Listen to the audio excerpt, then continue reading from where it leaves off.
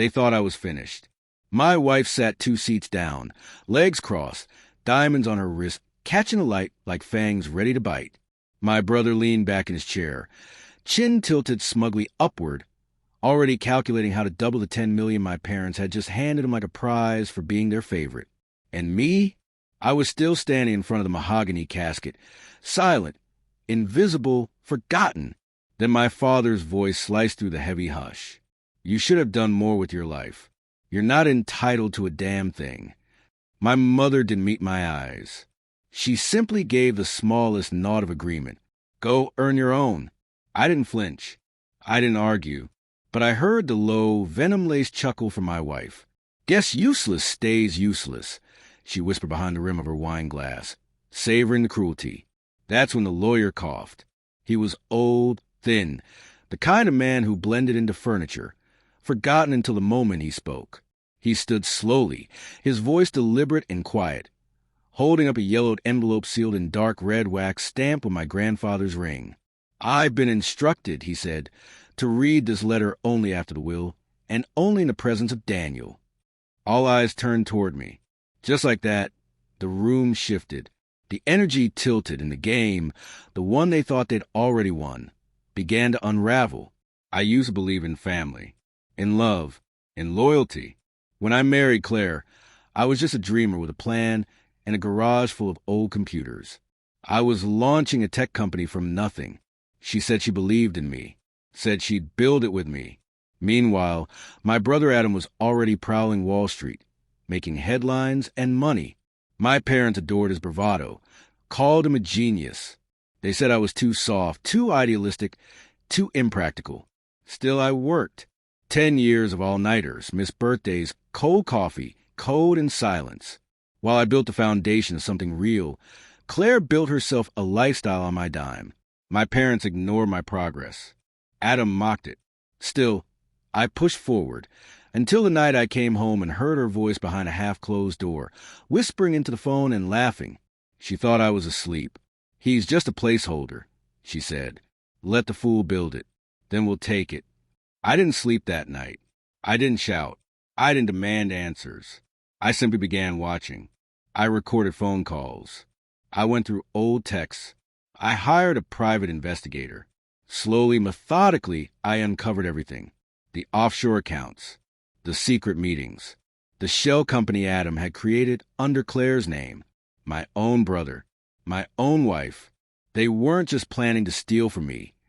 They were slowly carving me open and smiling while they did it. So I smiled back. I began liquidating half my company. Quietly, I transferred ownership to a trust, one no one could trace. I let them believe I was spiraling. Let them think I was distracted, weak, ready to fall apart. I played the part. Missed meetings. Came in late. Let the board worry. Claire began drawing up divorce papers. Adam began courting my investors. And I waited. What none of them knew was that my grandfather had called me a year before his death. Grandpa had always been quiet, observant, said very little. But once long ago, he looked at me and said, "Quiet men see more." I never understood what he meant. Until that call, he told me he had sold a piece of land decades ago, land that was considered worthless desert back then. But now it sat on top of a lithium mine, billions in the ground. He didn't trust my parents. He didn't trust Adam. But he trusted me. He put the title deed and a trust under my name, protected by legal mechanisms only his lawyer understood. And no one knew, no one but me, not until today. The letter the lawyer read was brief, but it was a nuclear detonation in that silent, self-satisfied room.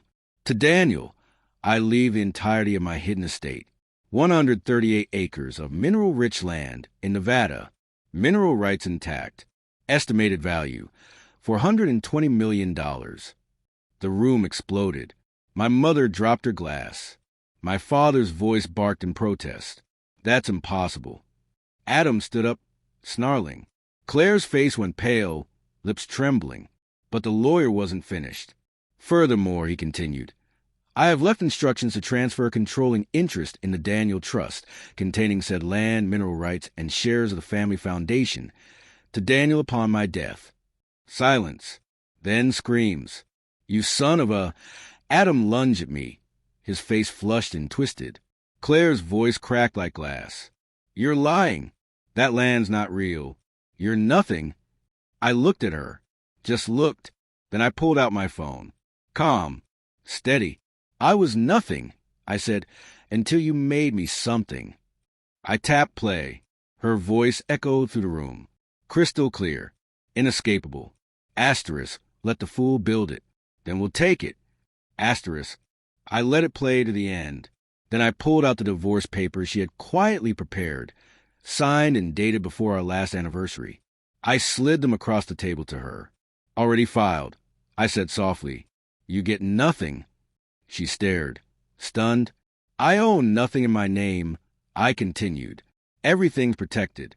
You can sue me, but you won't touch a cent. Adam lunged again. I'll ruin you. I turned to him, utterly composed.